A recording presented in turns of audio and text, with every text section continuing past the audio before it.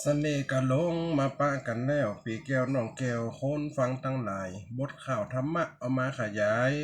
เรื่องเราใดจักมาเราอูเจิ้นยิงเจียนใจจู่คนจู่หูมีใจจินสู้เราฟังมาและเนื้อแก่เท่าปันกลางไพลังบ่จังยังตัวหมอนค่า FM 106.50เปิดฟังรอทาทุ่มหนึ่งไหลมาหยัดมิดเฮามาปะกันประจำทุกวันอาทิตย์คณะสถาปีน้องเปิดรอฟังโบสข่าวธรรมะตอนจิตสนใจมาแต่ก่อนแต่หลังสามนวลยังมาไขจองมาไขจองขอเจริญสุขเจริญสีเจริญมีเจริญไวเจริญจิตเจริญใจไปยังศรัทธาสาธุชนคนฟังรายการสถานีวิทยุ FM 106.50เมกะเฮิรตซ์ปล่อยส่งสัญญาณเสียงหน้ากระจายหน้าตอนนี้ในก่อนจัดรายการอยู่ฝั่งโทรเข้ามามันตัด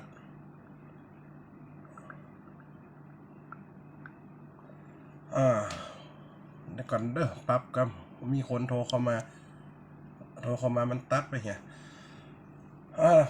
ส่งกระจายเสียงณวัดบุญยวัดณวิหารพระอารามหลวงส่งกระจายไปทั่วภาคเหนือณตอนนี้เป็นน่านลำพูนลำปางเชียงใหม่เชียงรายพะเยาอีปออีแม่นได้มาพบกันเฮาป้ากันประจำทุกวันอาทิตย์ขอเจริญพรสลาตรงเมืองหลักกรทางเฟซบุ๊กไล่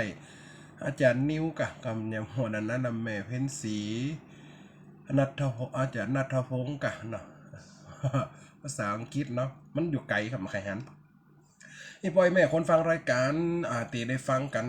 เสียงกระจายเสียงนะตอนนี้เวลาทุ่มตรงถึง2 ทุ่มเขามาปะกันประจำนี่ปอยแม่ช่วงนี้กับหน้าฝนเนาะแหมเมื่อกี้วันก็จะเข้าพรรษาละการงานกะจะทุเลาเบาบางของละอัตมาภาพกับปุ่งไตปุ่งเหนือสดเจียงใหม่ไปลำปางสดเจียงไฮ้2-3 วันนี่เสียงอาจจะล่าน้อยเนาะวันนี้ก็ไปห้องขวัญนิสิตใหม่มจรมาแต่ว่าก็ไปรอเตียนติมอเจอรอสดไปห้องขวัญอำเภอเสริมงามปิ๊กมากับพอ2-3 ทุ่มแต่เจ้าตื่นตี 5อาบน้ำ6 โมงวิ่งมางานแหม ลำลาป้อมได้ซักผ้าป้อมได้ล่างถ้วยนะเจ๋ไปหันเต้ากองเปียงคอนี่คนอ่ะผูกจะสังขยันนาคือมัน มันการงานมันนักอีกบ่อยแม่นงานส่วนตัวเขาก็นักงานคนที่เปิดมาวัดปะก็ขอสุมาอภัยเด้อวันผูกไว้ว่ากันเปิดตั้งแต่6 โมงก่อนเนาะโยมแม่บ่ขี่กระสดมาเนาะปะกันตะวาละกำเอามาฟังลียายทำอีกบ่อยแม่เนาะลียายทำเขายังปฏิติดประต่อกันอยู่ในเรื่องเจ้าโปลาเบาน้อยเนาะเจ้าโปลาเบาน้อยเป็นปางเมื่อพระพุทธเจ้าเป็นโพธิสัตว์ตกละกรรมลำบากป่อเอาไปปล่อยป่อเอาไปปล่อยมาถึงตอนที่6ในวันนี้ปล่อยแม่เนอะเพราะนั้นตอนที่5หิมจำพดนัทนพลยา2 หลอบ 3 หลอบยาขยายหลอดลมบัดเดียวเสียงกันยังคืนหูดังอยู่เนอะเสียงกันยังนาซิกอยู่ เสียงนาซิกอยู่โยมแม่เพ็ญศรีว่ากับสาธุเจ้าโยมแม่ยายแก้วแค้นละกันน้อหันอากีพระอาจารย์นรงค์ชัยไปแอวหานะหันพระอาจารย์นรงค์ชัยไปแอวหาโยมแม่ยายแก้วอยู่หลายๆคนเนอะแต่ว่าไปเสริมงามกับปะใส่ป่ออย่างก็นะเปิดฟังรายการโอ้ซื้อต้นพักษาเป็นต้นหนึ่งต้นเสลียมเห็นต้นป่อฟังอีแม่ก็ฟังจำเจิมได้หมดตาสุมาแต่อยู่ตั้งเสริมสายเนาะเปิ่นขายพักษาเพื่อกาพักษาจำได้กับซอยเปิ่นซอยเบรกอีกปันว่านะปวดตาเบรกอีกอะก็ว่าอย่างคนนั้นลืมจื่อปันว่าเอามาฟังโปลาเบาหน่อยปล่อยแม่ตอนว่าเจ้าโปลาเรยันสู้พันนั้นขันต่อเนาะเล่นมักสกาเล่นเล่นจงบ้าอีเตอเนาะมักสกามักลูกก้าปอเลี้ยงปอก้านายปอก้านายห้อยเลี้ยงควายขณะนั้นนายห้อยเกิดความก้านเนาะเกิดความก้านต่อเจ้าโปลาก็เลยเสียควายไปถึง500 ตัวเมื่อเสียควาย500 ตัวเกิดความพิษอกพิษใจไปฟ้องเจ้าพญาว่าโอ้พญาเป็นเจ้าเดี๋ยวนี้มีละออน200 คนหัวหน้ากลุ่มชื่อว่าโปลามันตั้งตัวเป็นเจ้าพญาเดิมเดียวนี่นะมันจะมาชิงบ้านชิงเมืองไอ้โลกพญาก็จะหูเบาเอาไงปันเปลี่ยนจะอันกะเมื่อป่อแม่ละอ่อนหูดังอันปุ๊บก็บัดได้การนะลูกเขยสู้ไปเล่นพันนั้นไปด่าพันนั้นเล่นหมักสกากับนายห้อยมันเดียวมันแล้วอกแล้วใจมันพิษใจสูเอาควายมันมา500 ตัว มันจะให้เจ้าพญามาฆ่าฟันบันเนื้อจะเอาหัวสูไปคล้องขอนกบเป็นก้อม200 คนสูต้องตายแน่นอนเจ้าผลลากันโอ้จะอันแต่จะเฮือเนี่ยจะได้แม่จะเอาไปคืนเปิ่นมันกำถูกหีดถูกบ้านถูกเมืองเปิ่นเป็นคนใหญ่ลูกคนอายุพออาวุโสล่ะ60-70ล่ะคนเป็นหูราธิการผู้ที่มีอายุยืนนานล่ะเป็นคนเฒ่าจะได้มีสัจจะเฮาละอ่อนอายุ12-13จะได้จะฮือเนี่ยจะได้แม่เฮยป่อเฮยป่อแม่ละอ่อนตั้งหลายฮือสูหนีไปบัดเดียวเนี่ยหนีเข้าแพะเข้าป่าไปเด้อเอางัวเอาควายนี่ไป500 ตัวมันถ้าเอาไว้บ้านนี่เอากับควายเก่าไว้กับเปาะเจ้าปนลากับป้ากันเข้าแพะเข้าป่าแม่นก็อีป่ออีแม่จำได้เนาะเจ้าปนลากับเข้าแพะเข้าป่าไปกันนั่นจะไปแปลงห้างแปลงปางแปลงตูบเอาหินมาตับเอาไม้เข้าปักเอาใบตองเข้ามุงมีบ้านยุงหินก็จะแน่นหนางัวควายมาสำกินใหม่ลูกหินก็จะไตให้ก็จะตอมคนก็จะย่ำลูกพอหูอยากจะได้กระดังไฟตีกันไว้ตีกองไฟไว้รับไปคืนหนึ่งแจ้งเจ้ามาปั่นตากันละหมอนี่ไปตัดไม้มาเนอมีไหเข้าเอามาหลามมาหลามเข้าอันนี้ไปเสาะฮะป่าฮะบวกมันเนอเต้บรรดาฝ่ายยาอินอยู่บนสวรรค์ห้อนถึงขนาดตีหนังกันเลยเอ็นดูเจ้าโปลาหนอโพธิสัตว์เจ้าทุกแต่ทุกว่าบัดเดียวเข้ามาอยู่ในป่าในดอยแหมป่าเลิกเซึกใหญ่มูเนี่ยจะได้จะลงไปให้สอนเขาแปลงเฮือนกันเนาะอีโลพระอินทร์ก็จะลงไปกลายเป็นคนเท่าซวกเต้าเดาเดิบมา เจ้าโปลาก็ป่อลุงป่ออุ้ยลูกตังใดมาลูกถาม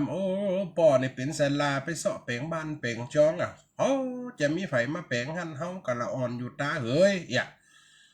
ไปหย่าอย่างวันผูกด้วยโกนตามาเตอะด้วยโกนอีปูมาเตอะจะป้าไปเนี่ยเฮานี่ตึ้มจ่างเป็นละอ่อนเลือตั้งกำหูจักเห็นลูกไม่ก่อนไม่ละแน่งจอกาบดังมาหูซักอย่างเสาเตอหึวัดเตอหึจีศอกจีวาหูซักอย่างมาตัวอีปูนี่อีปูจะสอนพ่อแม่ใจกับเลี้ยงควายจะเป็นอย่างไรฟักกันไปอีพ่ออีแม่เนอพ่อแม่ใจแต่เลี้ยงควายเลยไม่ตัดไม้ศาลาบ่เหมือนการแปลงบ้านเฮือน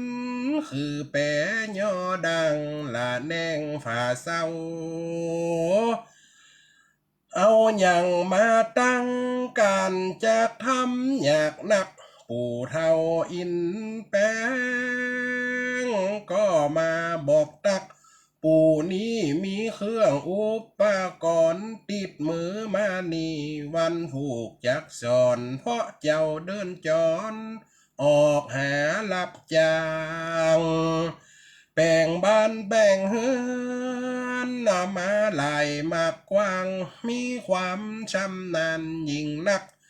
เลยป่ากันไปปู่เท่าจี้จักสอนเลยสอนตั้งก้างกีปอมต้นไม้เอาเหล้าดีหลีเอามีดคมดีปาตัดเจียกเส้น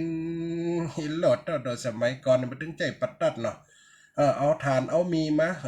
หยุดหลังๆดุนอัตมาผ่านเป็นละออนยังตั้นอยู่นะไปเหลือใหม่ก็เปิ่นปนลุงเนี่ยเปิ่นเนี่ยใหม่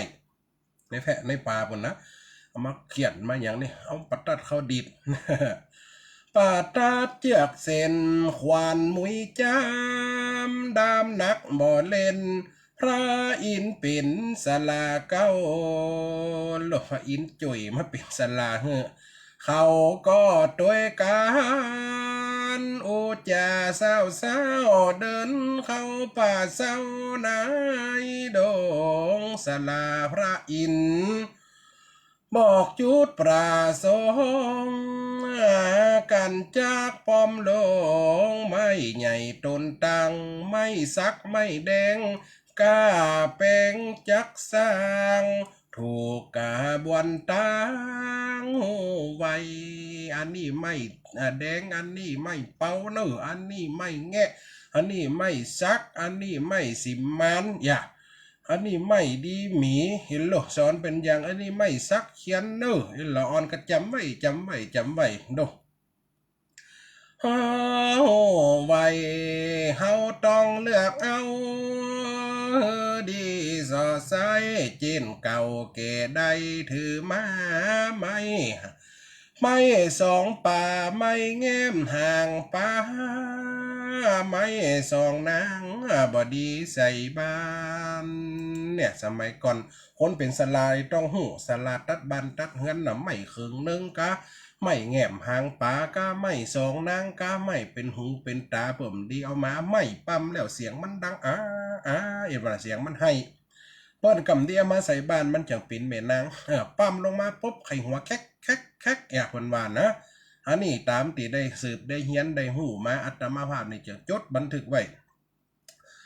ปอนอันไม่ต้นได้ไข่หัวกำเดียมาใส่บ้านใส่จองปั๊มแล้วเขิงนึงปั๊มลง91เป็น1ใส่91บัดตกลงดินสกำกำดีคืดอีโลมันว่าอันน่ะการแล้วมาเขียนใส่ในข่าวเป็นการสอนในใจบัดเดียวนี่เมียเนาะเป็นบ้านปูนบ้านเล็กเห็นมัดทุกอย่างใจโดยอุปกรณ์เครื่องก่อสร้างตามห้างร้านใหญ่ๆอีโลมเดียวนี่ไม่ใครมีแต่โฮงอัตมาภาพนี่เป็นโฮงใหม่อยู่เด้อ บ่ดีใส่บานไม่เคิงเนึงผิดหีดเสียงหันเป็นคืดเป็นจ้าแต่นานเมื่อเขาป้อมลงก็ปากันตัดเลยบังพอแย้งเสาหน่อมงคลเป็นผาเป็นแผงไม่ละแนงตรงแบงคือดังไม่ก่อนไม่เจนลายนอนลายตังก่อนบอกเฮือยังเด็กน้อยเข้าใจดีงามเรียบร้อยก็ตั้งหาวันมีใจแปลงภาษาด้วยกันหลวงลายเฮือโปราณายอันเป็นหัวหน้าพระอินทร์ก็เลยถ้าว่าจะแปลงบ้านแปลงเมืองเฮือแปลงภาษาเฮือเจ้าพญาสูเฮียก่อนเด้ออาจารย์เนี่ยจะได้ปูแปลงปราสาทไปจ้างจะได้อย่าลืมแต่ปราสาทใส่ซบไหนปล่อยแม่ปราสาทก็คือตีอยู่ของเจ้าพญาจะใหญ่ขวางหลวงกว้างโอ้ไปอย่างยังให้ปูจะสอนอันเป็นหัวหน้าแล้วต่อกันมากลายมากมายหลายตาเป็นเมืองปาลาเด็กน้อยพระอินทร์มาสอนมีใจจื่นจ้อยก็ได้เป็นบ้านเป็นเมืองนับตั้งแต่นั้นบ่มีมองเลืองบ่มีคำเคืองเป็นเบื้องเป็นบ้านคนที่ไปหันว่าดีเสียงทานพ้องก่อมาปั้นบ่จ้าแม่พิมพ์ทำที่คุณไว้สาอาจารย์วุฒินันท์จุฬานี่อาจารย์ว่าท่านประลัดเนาะนันลพัฒน์เนาะสาธุเนอแปลงบ้านแปลงเมืองบ่จ้าหันทินเจริญว่านินบ่ตาคนต่างหน้ามากมายมาอยู่สร้างเป็นเส้นเป็นสายหากินรายใดก็ง่ายบ่น้อยหันหมูเด็กขาละอ่อนหูถอยลุ่งเรื่องมาดูนักพ้องก็แป้งตูบห่างปางฟักไว้เลี้ยงงัวควายก็มีบ่ไข่ปีกไว้ลวดอยู่สันนาทีจากได้ดีต่อไปวันนาเมื่อเจ้าปุละเป่งละพบกำนันคนติดไปเสาะป่าหาเดินดงเก่ามาหันใส่บ้านดีเมืองนี่ยังมาจุ่มมาเย็นตีอยู่ตีกินกันนักเอาละคนกันไหลมาอยู่ด้วยเจ้าปุละคนเฒ่าคนแก่ทั้งหลายมาหันใส่บ้านใส่เมืองโตเป็นเมืองอันยังนี่โหดเด้อเมืองนี่มีจื่อหวานนะเป็นเมืองโปลากับเมืองโปลาต่ออันนี่เอาละโปลาจะได้สร้างบ้านสร้างเมืองละจากตีอู้เล่นเป็นแต่อีพ่อแม่นี่พระอินทร์กับมาแปลงน่ะโจตานา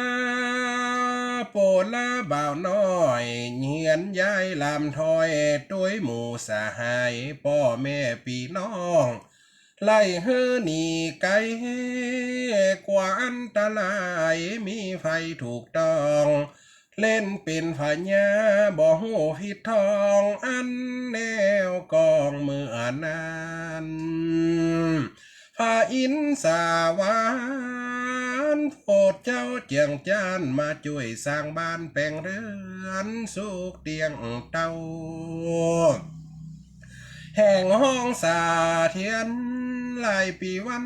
เดือนหน้าเติงมาว่าอันพาลานสีเคยอยู่ก่อปันกับแม่เศรษฐีปอไทย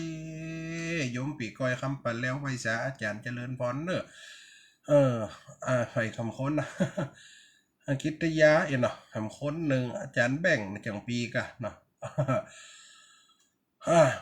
ก็เลยสร้างบ้านสร้างเมืองแปลงกันอยู่ม่วนเข้าเอากึดหาป่อหาแม่กะกำนั่นนะหนีมาอยู่ในป่าในดงความอุดมสมบูรณ์มีหมดโลดโตความสุขสบายเจ้าโปลาได้เป็นพญาหนังเมืองนี่มีจื่อแต่ว่าเมืองโปลาต่ออันคนกันมาอยู่กึดหอดป่อหอดแม่ก็โอ้เปิ่นเลี้ยงเปิ่นดูเขาจัดดีอะไรหาไว้เฮ้ยเมืองพาราณสีหนีออกมานี่หลายวันเดือนนี่หลายปีวันเดือนเติงมาว่าอันปาราณสีเคยอยู่ก่อปันกับแม่เศรษฐีปอไทยเจ้าบ้านจำนีมาอยู่เขียค่ายสร้างเมืองใหม่ได้ดูงามยังมีเมืองหนึ่งกว้างใหญ่เขตขามเรียกว่าน้ำปัญจลาแม่นมันเมืองปาราณสีคือเมืองป่อเมืองแม่ป่อหน้าแม่หน้าแล้วกับเมืองเจ้าปุรามาตังเนี่ยชื่อว่าเมืองปุรา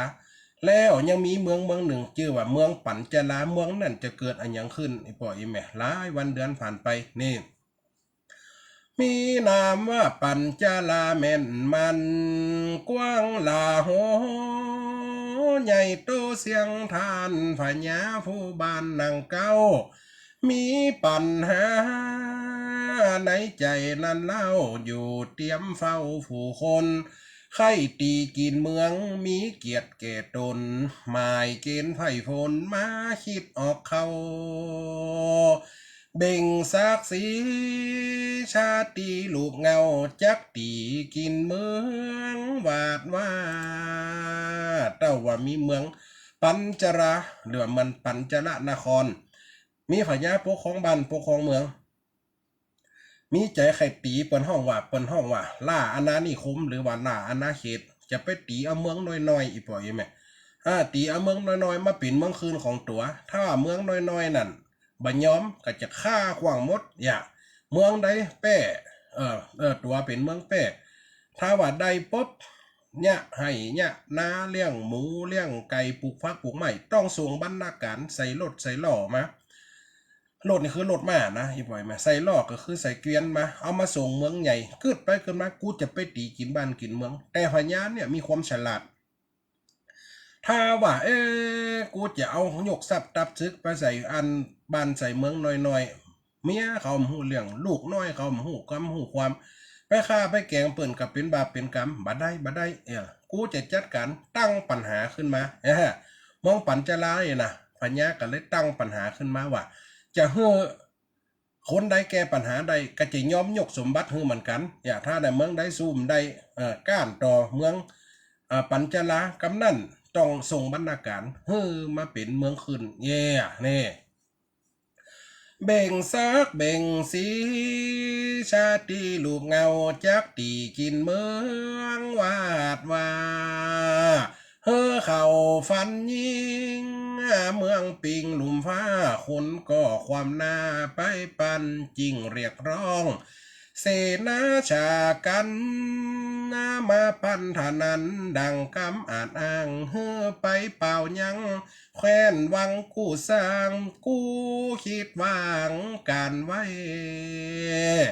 101หัวเมืองใดเล็งใจใส่ปัญหาใดนี่นะจริงมีคำสั่งตั้งไว้ปัญหา ไฟไหนจะอาสาแก่ใดจะมีทรัพย์สินเงินทองบัตรใดก้ากวนอามยิ่งนักยกเฮือยืนไปตามใจไฟมักเจ้าองค์ป่อฟ้าทรงเมืองยืนปัญหาไปลบต่อเสียงมันโนเนืองตัวแคว้นด้านหน้าใส่กำไม้หูไปตัวลาสงครามวาตาต่อตาสงครามกำปากไอ้นะสงครามปัญหา ว่ามีหญิงสองนางมิงล่าใบตาใบหน้าปิ้งแปงเหมือนกันพ่ำพร้อมงามดังปันแปงเฮือคนพ่อแยงแม่ลูกสองผู้บ่เฮือได้จ่าบ่เฮือได้อู้เขาเป็นแม่ลูกร่วมลากคนใดเป็นแม่เป็นลูกตีห้าข้อหนึ่งปัญหาพาดาแล้วก็เอามาอาชานัดถามัดจุงเอามาโดยกันว่าอันตัวใดเป็นแม่เป็นลูกปอปันแกเลี้ยวปันว่าไว้แล้วเอาไม่จันต้อนหนึ่งท่านไทยปอกเราได้ดูงามนี่เป็นปัญหายังข้อที่สามถามก้อยดูในป่ายในต้นเมืองปัญจลนาครตั้งปัญหามา3 ข้ออีปอยแม่ข้อที่1เอาแม่ยิงมาเนี่ยแม่กับลูกเนี่ยหน้าตาเหมือนกันหน้าตาละไม้คล้ายกันหมดพออันใดมหัวเป็นแม่พออันใดมหัวเป็นลูกอ้อลองเฮือตายพอว่าคนใดแม่คนใดลูกข้อที่2เอาม้ามา2 ตัวม้า2 ตัวเนี่ยเป็นแม่กับลูกเหมือนกันว่าม้าตัวใดเนี่ยจะเป็นแม่เป็นลูกเนี่ยแล้วก็เอาไม้จันต้นไม้จันเนี่ยมีกาที่สุดต้นไม้จันเนี่ยเปรียบเสมือนทองคำเอามันเหลาเกียงเมาะเกียงหม่อยเหลาอย่างกับตะเกียบอีกเนาะแล้วปันทานั้นว่าฮือหูว่าตั้งใดต้นตั้งใดปลาย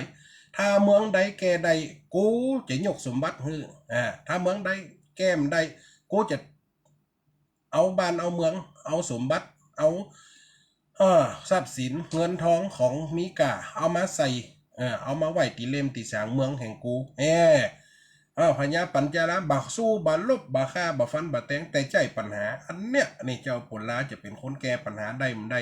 เอาไปถามกะ108หัวเมืองจะเป็นอย่างไรมาถามปัญหาเนาะแล้วเอาไม่จันต้อนหนึ่งท่านไทยปอกเราใดดูงามนี่เป็นปัญหายังข้อที่3ถามก้อยดูในปลายในต้นเมือง4 ปีตั้งมา9 ซนเงื่อนวนปัญหามีไว้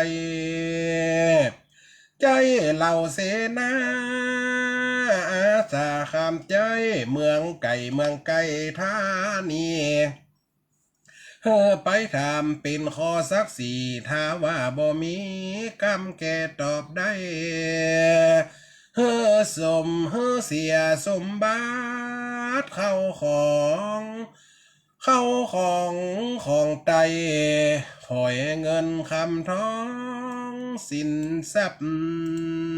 อย่างที่ว่าตะกี้นั่นนะแก่เมือง4 ปีเป็นข้อบังคับจูดันดาว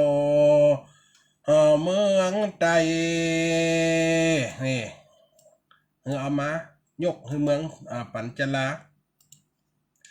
ปันดาวเมืองไตเขาก็ไปถามปัญหาในใจปากันไปหลายเมืองหลายบ้านบ่มีเมืองไหนแก้ได้ว่าอันตัวตันโดยปัญญาเจนล้ำ101หัวเมืองไปถามบอกย้ำฮอดได้7 วันตามไล่บ่มีไฟนั้นแกได้ตามไม้เสียงหัวเสียควายเงินไทยบาทเบียไปถามเมืองนั่นกำได้ไปถามเมืองนี่กระตอมได้เสียงหัวเสียงควายมาหึงเมือง ปัญจลาเหี่ยมมดผ้านุ่งกาสีของดีเก่าเกลือสมบัติเงินทองยิ่งนักเพราะเมือง4 ปีกว้างใหญ่แคมคักไผ่บ่อาจกล้าต่อกรจำเป็นยกให้ปืนไม่ปะคอนที่ในแม่งงอนแม่งเว้าบ่สร้างเนี่ยปนปืดคอนหาใจเข็บนะ มีปิดเหลือใจเมืองใหญ่เปิ้นอ้างก็ต้องสว่ามีพักเจ้าเมืองปัญจาเข้าตีต่อซักโดยปัญหานา3 ข้อเยื่องนั้น3 ข้อเยื่องนั้นที่เป็นกังขาสุดตันปัญญาไฟจะแก่ใดเจ้าเมือง4 ปีมีชัยข่อยใต้คงปาลาแควนเตาก็มาลอดถึงเมืองใหญ่นี่เล่าปาลานาสีธานีเสนาใหญ่ยศหมายผูกไม่ถี่ว่าเมือง4 ปีทำการเลือกตั้งเอาปัญหามีอยู่หลายบังตามที่ฟังเมื่อเก่าเมืองปาลานาสีเป็นเมืองของป่อหน้าแม่หน้าของเจ้าโปลาคนกันไล่ถามมันเป็นเมืองในกาการมดสดมาเมือง4 ปีเมืองปัญจลามาเมือง4 ปีสุด3 บังตามที่ฟังเมื่อเก่ามีหญิง2 คนเลี้ยงอยู่แต่เล่าคนในลูกเต่ามารดามีมาแม่ลูกตัวใดนั่นหาเป็นแม่อาชากับลูกว่าอ่านไม่จันแดงมาแย่งพอสั้นอันใดเป็นหัวเป็นใต้ใส่คำถามยังเมืองเขตค่ายแก่จนได้7 วันบ่เป็นดังคิดมีโทษมหันต์ต้องเสียเงินปันและคำบ่น้อยมาเป็นตุกใจเจ้าเมืองอยู่ห้อยคงปาลาปอฟ้าโลมาตุกอกตุกใจล่ะพอเมือง4 ปีใหญ่โตวัดว่าจากมาเสียหน้ายินอายอำมาตย์นั่งเก้าก็เป็นทุกใจองค์ผู้ว่าไหนก็มีใจทอยสั่งคนตั้งหลายยิ่งใจบ่น้อยเข้ามาปาลาเขตแควนตีกองตุ้มตุ้มตุ้มตุ้มตุ้มตุ้มเป่าประกาศเนอเสนาอามาตย์ข้าราชบริพารคนผ่านคนทุกคนอยากคนไหนเศรษฐีข้าห้ามบดีสะข่อยปอกาเจ้าบ้านเจ้าเมืองสีเมืองปาลานาสีเขานี่กูคนเฮือฟังเนอบัดเดียวนี่เกิดโกลาหลขึ้นกับบ้านกับเมืองเฮาเมืองปัญจลาเปิ่นเอาปัญหามาใส่ว่าถ้าแก้มได้บ้านเฮาเมืองเฮาจะตกเป็นทาสตกเป็นเบียร์หลังโตเป็นเมืองคืนเปิ่นเนี่ยจะได้น่ะสู้นะมูตีปามดีกันเด็ดกันละโจจาโยเนี่ยก็ตายแล้วจะได้นี่บ้านเฮาเมืองเฮาใหญ่พอๆกันมีกับคนเงาเป็นคนมีปัญญาจะอยู่ได้กันจะได้กันนั่นแน่กัดเทียงกันกับไปกัดไปลีกับกับเลี่ยงปัญหานี่ล่ะแหม7 วันเปิ่นจะมาเอาปัญหาคืนเปิ่นจะมาเอาปัญหาคนแก่ปัญหาวุ่นวายตายลาเขาคนกันเด็ดฟ่องกินข้าวป้อมลำกินอันยังกับปอกว่าข้าถึงจะหนีข้าเติมอยู่บ้านนี้มั้งนี่ถ้าบ้านเปิ่นมาตีมาซิงอย่างถ้าเลี้ยงหมู5 ตัวเปิ่นเอาไป3ขาดทุนอีโลเนี่ยนะได้ข้าว100 ไตเปิ่นเอาไป80ได้กินเช้าตายกูจะมาทุกอกทุกใจปลูกพักปลูกไม้อันใดก็จะส่งเป็นบรรณาการนดตายบ้านเปิ่มได้เนี่ยให้เนี่ยนะเปิ่นจะมาท่ากินกับเฮาจะอยู่กันจะได้พี่น้องป้องปายเฮ้ยเย็นโล อู้กันทนาโจตนาโจจ่าโยญากันว่ากันไปต่างๆนะปิ่นกำคือเจ้าฝญากะตีกองกูจัดต้มนะมากูคนเด้อคนได้มาปั๊บนี่หรอมาช่วยกันแก้ปัญหาคนถึงเมืองอีปล่อยแม่คนจะเป็นหมื่นเป็นแสนเป็นล้านมาช่วยกันแก้ปัญหา3 ข้อมีแม่หญิง2 คนหน้าเหมือนกันหมดอันใดแม่อันใดลูกมีม้า2 ตัวเหมือนกันหมดลักษณะสูงใหญ่อันใดตัวแม่อันใดตัวลูกแล้วก็มีไม้ตอนไม้จันอันใดเก้าอันใดปลายเหล่าจนพวกเกียงคนกันเดือดร้อนกันโจตนาว่ากันทั่วทิศทั่วแดนอันเนี้ยความปัญญาปนปัญญานางรัตนางปัญญาเหมือนดวงแก้วคนเฮาย่อมมีปัญญาการศึกษาย่อมจักมีเนอะอันนี้ฝ่ายตั้งใดโทรมาจะเลินพร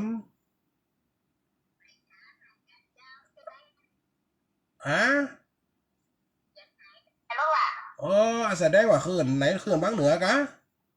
ขึ้นเครื่องชี้เจ้า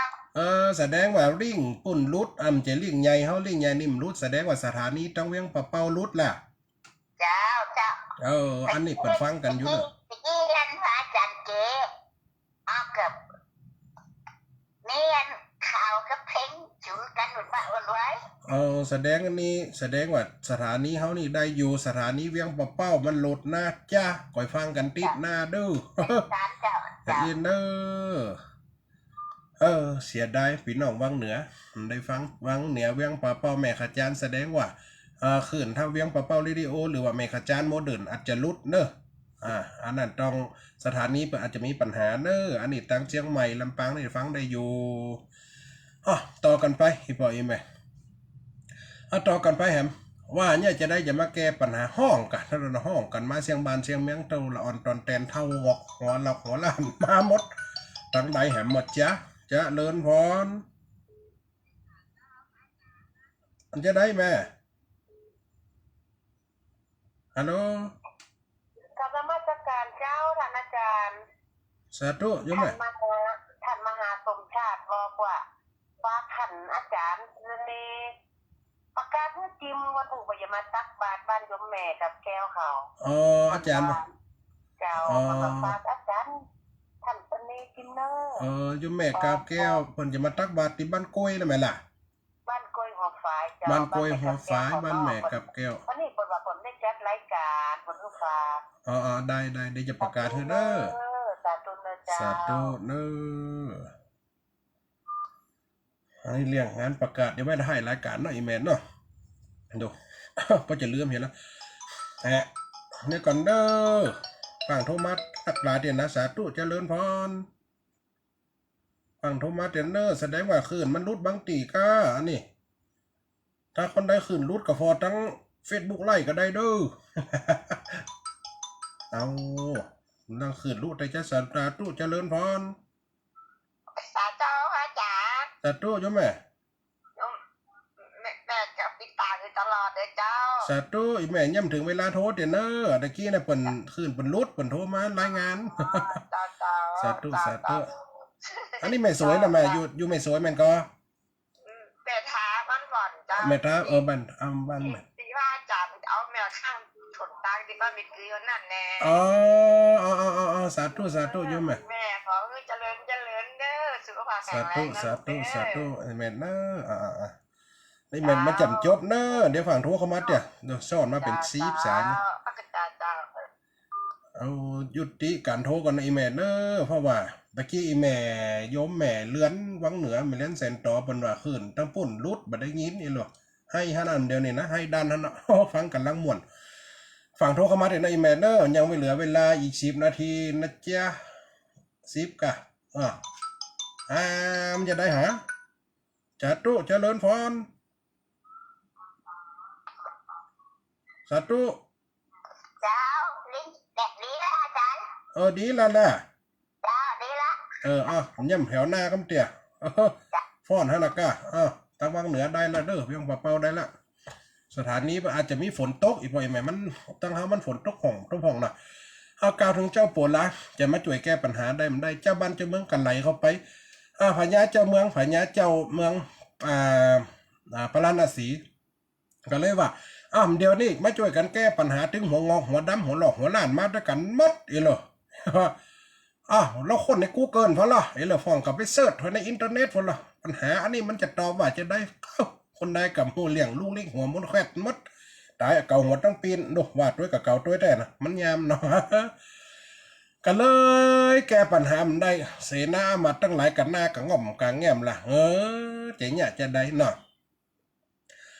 ฮันลา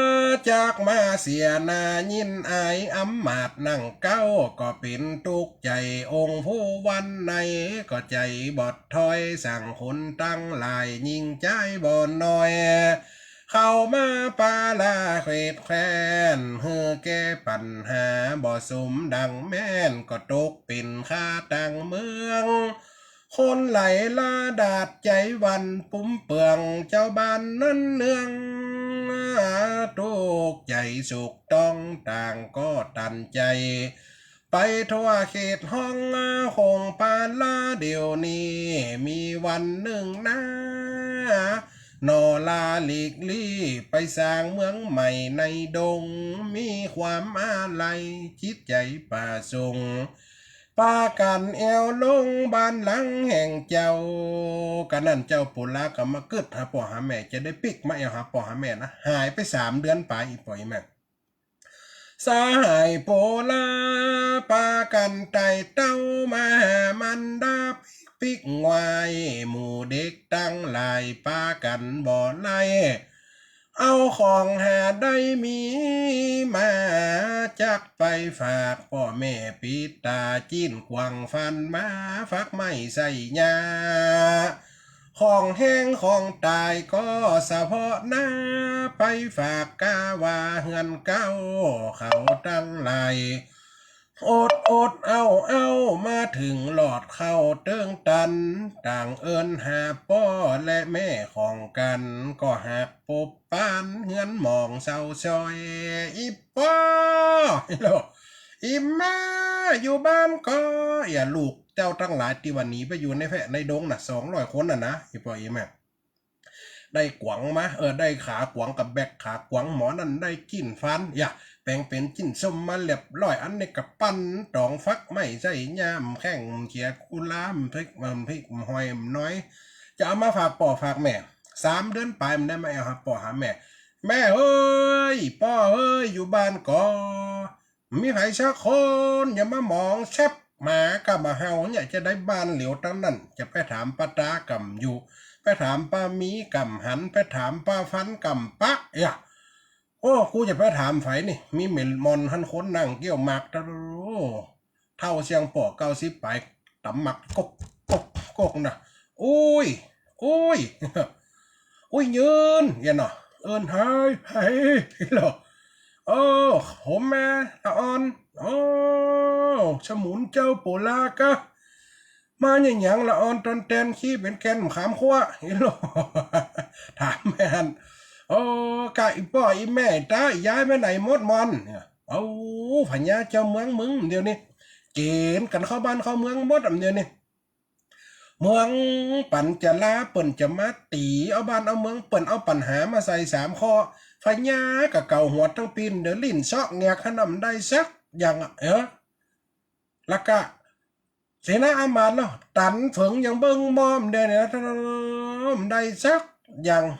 เกณฑ์ป่อเกณฑ์แม่สูไปมดดิ่มดีปุ่นไปการเข้ากันปุ่นปัญหามันว่าจะได้โมเปิ่นเอามากูหนึ่งมันเหมือนกันน่ะปนว่าตัวได้แม่ตัวได้ลูกแล้วมีแม่ยิง2 คนงา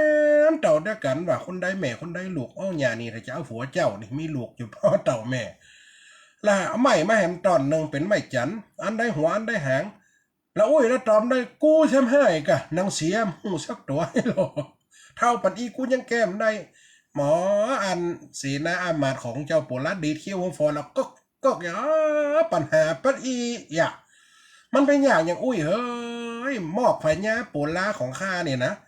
เอามาเตอะจะ100 ปัญหา10,000 ปัญหาแก้ได้หมดไม่มีขัดข้องหมองใจหรอกอะไรก็ตอบได้สบายหูลาแต่อันกะเดี๋ยวก่อนถ้าพ่อแม่มึงมากูจะรายงานเอาอย่างมาฝากนี่ อันนี้จิ้นชมกวางอันนี้จิ้นชมเสืออีโลนั่นนี่ขาฟานนะอันนี้นอมไม่ไล่ไม่บงไม่หกไม่โปกมีมดเอามากองไว้ห้านท่านตันกันชื่อเขียนไว้นี่เด้อของไฟอยากอะละออนกับมารายงาน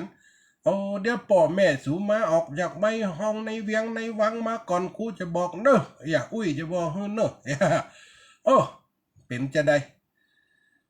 เรื่องเจ้าโพลามันม่วนเข้าไปบ่อยแม่เดี๋ยวจะไปซบตับจับซึกเป็นบอกเป็นกลางม่วนเด้อเขียนย่ำจบคำเตี่ยอูหลวงหน้าไปก่อนจุอันคนเฮานำลายปุฟ้องกับอันน้ำโคน้ำโคว่ะฟ้องเอาวิทยุมาแก้มไม่หูอินะวันวานะฟ้องอีแม่ถ้าวันติดนี่ขใจอาบน้ำอีหรออาบน้ำกินข้าวถ้ามาห้องแม่เด้ออีหล่ะทุ่มปลายถึง2 ทุ่มอีแม่จะฟังวิทยุอีหรอฟังก็เป็นตาดีหม่วนคนเฮาไปปะตะวานน่ะที่เสริมงามปันอู้เป็นยังก็ใครหัวตัวออกไปข้าว่าเฮือนเก่าเขาตั้งหลายอดเอามาถึงหลอดเข้าเติ้งตันต่างเอิญหาพ่อหาแม่ของกันก็หาปบผ่านเงินมองมนซอยถามเสาะหาตังได้ก็จอยมีแต่ตายายแก่ข้าวที่อยู่บ้านเฮือนปู่ย่านั่นเล่าถามจ๋าต้องเต้ากันไปว่าพ่อแม่ข้าเขาหายไปไหนไปเลี้ยงวัวควายกาไปรับจ้างห่อเฮือนหลังใดก็มองเป่าวางทุกที่ทุกตั้งเงียบมิดนะคนเฮายิงใจที่เป็นบันทิตก็ใครบอกอูตามไล่ว่าคนพวกนั้นต่างก็เดินสายพญาเต้าในปาลาเรียกตานเพราะเมือง4 ปีมาตีหลอบข้างใส่ปัญหาวางเอาไว้บ่มีไหนจะแก้บาดไทยจำเป็นเหนือใต้ใจยิ่งละดมความคิดกำแน่สัตจริง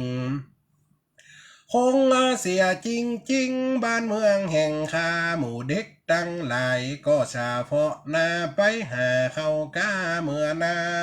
นปากันไปลอดเมืองบ่อคานบ่หูผ่านยานอันใดเข้าไปเขตวังลอดเต้าไข่คงลอดเต้าคงไข่คนเหล่ายิงใจเต็มล้านขวังห้องฟังคำบัญชาว่าอย่าสั่งต้องสุดปัญญาต่างป่าซุ่มขิงคัดคนมาหาปางปัญหามาวางต่างก็เสียหน้าคนแก่ตั้งหลายยิ่งใจตัวลาจูดทันนาฟึดฟัดว่าเฮาคงเสียเมืองเราแน่ชัดตกเป็นบาทค่าเข้าไปฟ้องก็มาเกิดน้ำตาป้อนไหลฟ้องก็เสียได้ทรัพย์สินมากหน้าฟ้องก็จะหนีตึงบ่ล้อทาจนโดยปัญญาอย่างนี้คนตั้งหลายอุจาเศร้าซี่เกิดมาปุ่นอีมามีปัญหายากล้ำจากเสียสักสี่ฮือเขากินฟรีเก็บสวยส่งขึ้นพวกเด็กตั้งหลายหูเลิกหูตื่นก็อูจะไปเป่าลอง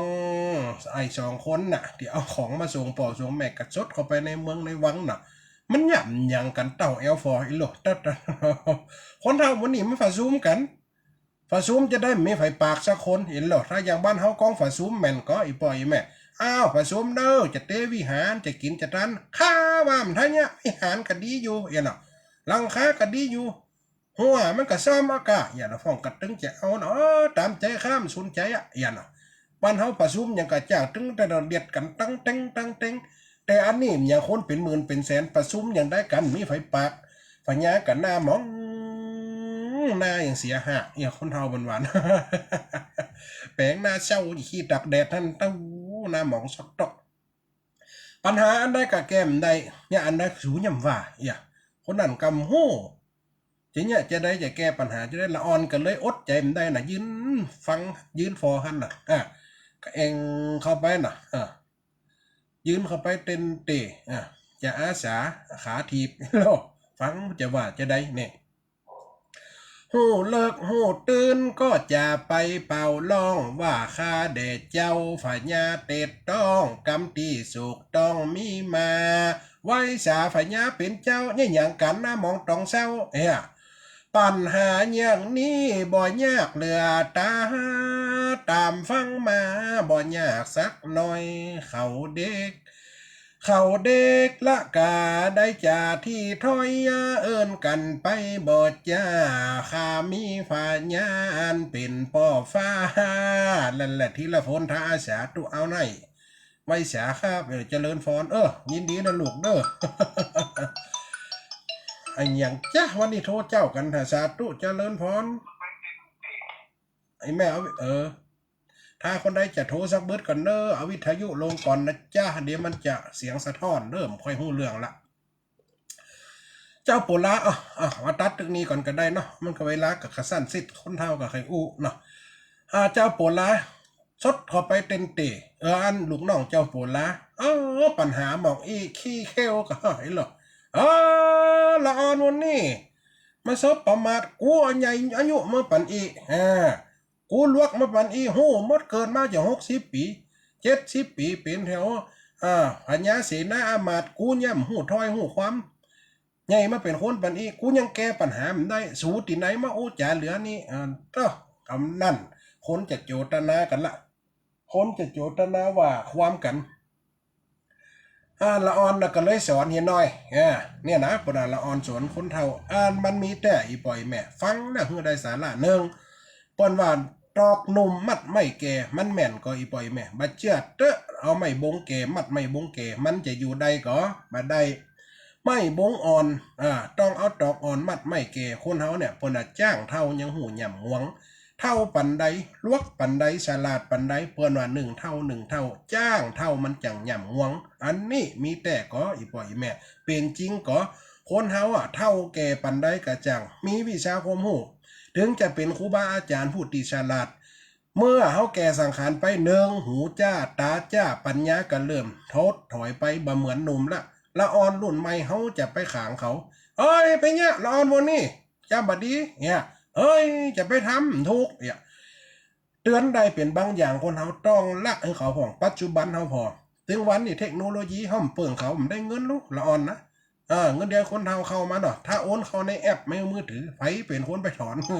ปิ่งเขาหมดสิ่งหมดนี้นะสายโทรมาลุ่มๆลำๆแล้วเรียน6 นาทีเนี่ยก่อนเด้ออันเดียวประกาศงานก่อนเด้อทั้งพระอาจารย์สมชาติเขามาพอดีพระอาจารย์ว่าวันพุธจะไปบิณฑบาตที่บ้านกล้วยหัวฝายเด้อ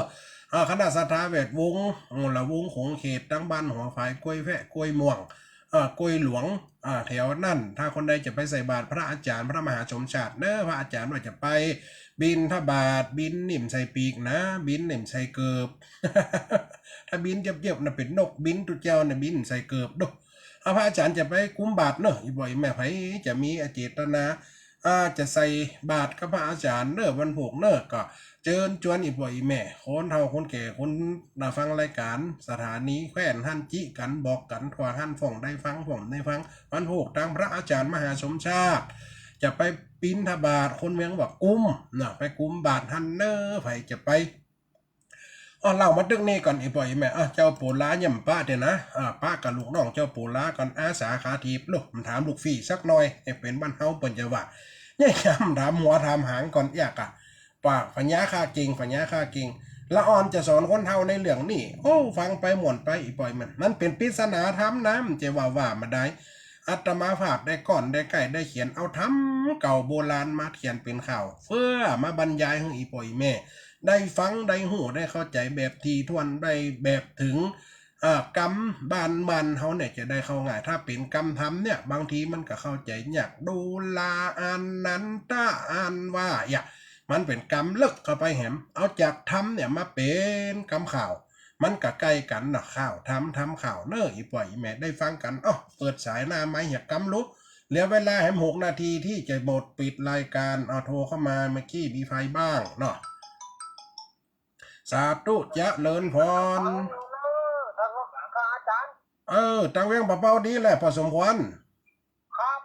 ตะกี้ตะกี้มันรุดแหละตั้งว่างเหนือเปิ่นได้ฮะอ๋อผมกับที่นี่มันคือ94นี่มันจะมีน้อยครับอ๋อแหละมันน่ะเป็นแต่อากาศก้าปัจจัยมันคือยุคือว่าสถานีมันอย่างไรบ่ผมก็บ่นะอ๋อก็แม่ฮานุแล้วคือสารตลอดอ่ะอาจารย์แม่อนงนี่คือเจ้าของสถานีแม่นก็เรื่องง่ายอย่างไรอ่ะวันนี้เนี่ยสาธุเนอะพอสมควรเนอะฟังนักขนาดอะครับแต่แม่งบ่เป่านักเนาะฟังเนาะครับทีนี้ค่ะรู้อ่านข่าวมันบ่จบก็ได้แล้วฮะเนาะต้องให้จบกับสาธุเนอะพอสมควรเนอะตะกี้ผมก็โทรหาอาจารย์เก๋นะตุ๊กเก๋นะวันนี้เพลงอย่างล่มเหลียวแสดงว่าสถานีรถตะกี้เป็นอย่างวันนี้ดีละสาธุเนอะครับคือไว้สากำลังใจนะครับอาจารย์เนอะสาธุไว้สาครับสายต่อไปเจริญพรเจ้ากลับไว้สาเจ้าท่านแม่จ๋าสาธุไม่เที่ยวศิลพรสิเสียมาห้องละปูนเนอะฟังชัดเจนดีเด้อถ้าขึ้นฝ่ายหินนี่หายห่วงขึ้นใหญ่เนี่ยเปิ้นใส่แจวอยู่แล้วไม่ต้องขึ้นน้อยๆมันจังอันนี้มันได้18.75วันโหจองกับชัดเดี่ยวไปเลยได้เจ้าสาธุเจริญพรเด้อกำลังเข้มข้นแล้วเจ้าสาธุเจ้าสาธุสาธุเจริญพรสาธุเจริญพรเจ้าปราบมันประกาศเจ้าทั้งมองหันเหมือนเนี่ยคนโทรติ๊กนั่นนะมันอันนี้ตัดตอนไปหลายบทเดี๋ยวเขาก็นั่นโทรก็นี่โทรสาธุแม่เนาะเวลามันน้อยเนาะฟ้องกับใครอู้ตัวไหนแม่เนาะสาธุเจริญพรแต่ว่าก็สมควรนั่งเหมือนเนาะเพิ่นจะลำไปไหนนะเพิ่นจะลำไปไหนนะไรนะสาธุ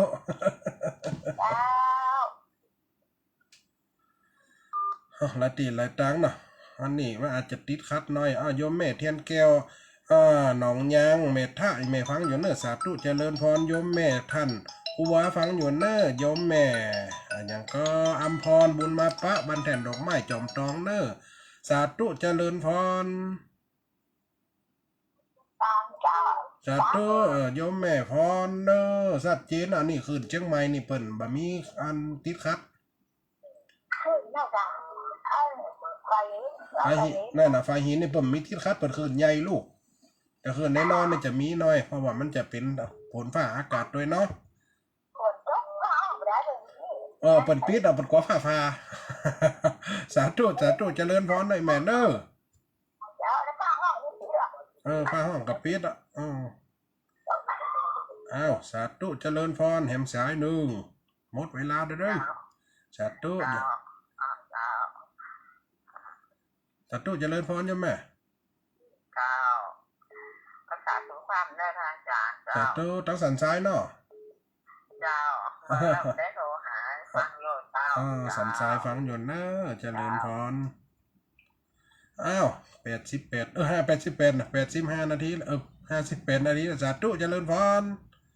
ไม่ค่ะเจ้าพระอาจารย์แม่ฟังอยู่เนิ่มแม่ไปสวดมนต์นำวัดมาเปิดฟังจับพอดีนะแม่เนาะจับพอดีได้ขอได้โทรอย่าทำกับพ่อสาธุนะแม่เนอะเวลาหมดเวลาเนอะคนฟังทั้งหลายเนอะสาธุเนอะเวลาหมดเวลาสาธุเจริญพรสาธุโยมแม่สาธุได้โทรเมื่อน่ะเนาะทางบ้านเขื่อน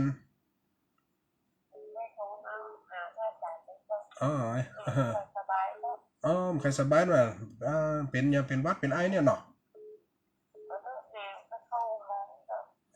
ไปเข้าอุโมงค์ยังผลออกได้ยังไหม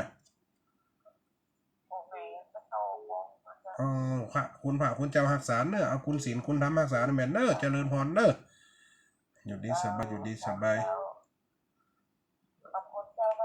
สาธุสาธุแม่เนอะ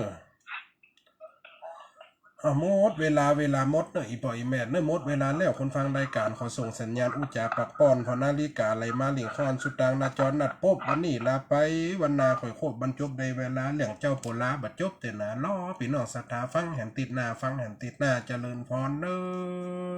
ะ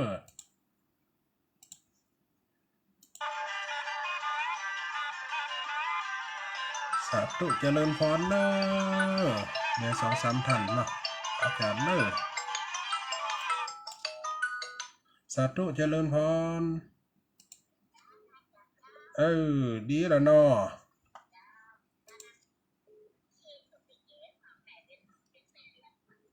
แม่เหรียญที่แนมโห